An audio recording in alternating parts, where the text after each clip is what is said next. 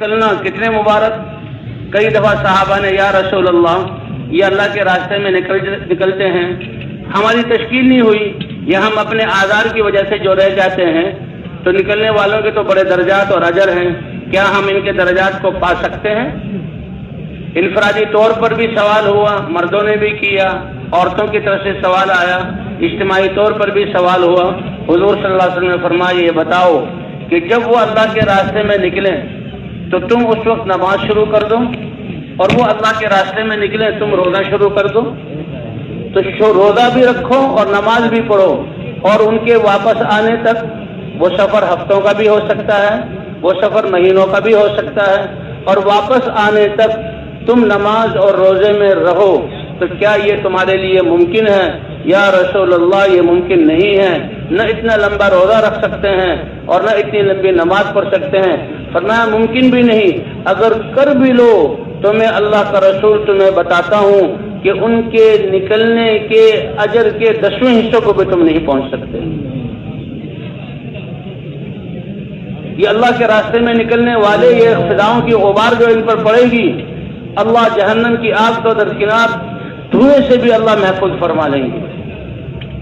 اور یہ راستہ قربانیوں والا ہے، اور قربانیوں اور ناگواریوں کو برداشت کرنا، اس پر اللہ کی طرف سے ہدایت کے فیصلے ہوتے ہیں. ایک اور حدیث جس کا مضمون یہ ہے کہ قیامت میں جب نفسہ نفسی کا عالم ہوگا تو کچھ لوگ ایسے ہوں گے کہ اللہ تعالیٰ ان کو اپنے عرش کے سائے کے نیچے ممبروں پر بٹھائیں گے، اور وہ اللہ کی اس اعزاز سے بہت خوش ہوں گے، اور وہ دیکھیں گے کہ ان کے ممبر اور عرش کے بیچ میں مشک کے ٹیلے بنے ہوئے ہیں، اور کچھ دیر بعد ایک ہوا چلے گی عرش کی طرف سے. کیا وہ پیاری اور کیا وہ اچھی ہوا ہوگی، وہ اس مشک کو اڑائے گی.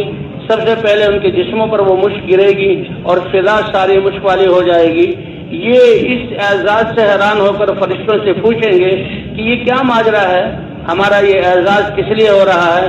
وہ فرشتے عرض کریں گے کہ تم جو اللہ کے راستے میں نکلتے تھے اور ہلکی سی ناگواری کہ بھئی گرد و غبار جم گیا، اب نہانا ہے، صاف ہونا ہے اور اپنے میل کچیل کو دور کرنا ہے، کہ یہ اللہ کے راستے کی وہ غبار ہے جس کو آج اللہ نے مشک بنا کر تمہارے جسموں پر ڈالا ہے.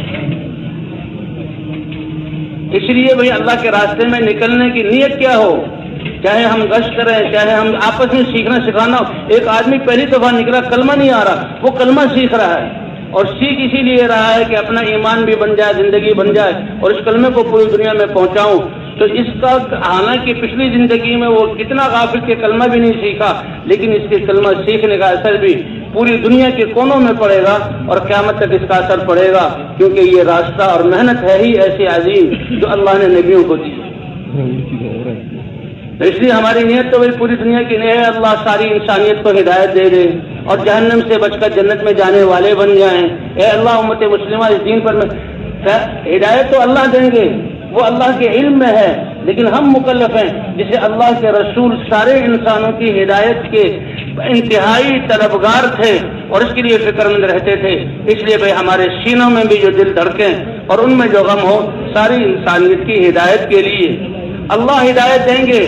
لیکن ان کی نقل و حرکت سے جن کو اللہ ہدایت دیں گے ان کی ہدایت پر آنے کا اور ان کے اپنی زندگیوں میں اعمال کرنے کا اور پھر اللہ کے راستے میں نکل کر قربانیاں کرنے کا اور ہدایت کا سلسلہ جو قیامت تک ملے گا. تو یہ پہلی جماعت جو ذریعہ بنی ہے، اللہ سب کو ان کی قربانی اور اعمال کا پورا ثواب دیں گے، اور ان میں سے ہر ایک کو اللہ ان کی ساری زندگیوں کا ثواب عطا فرما دیں گے.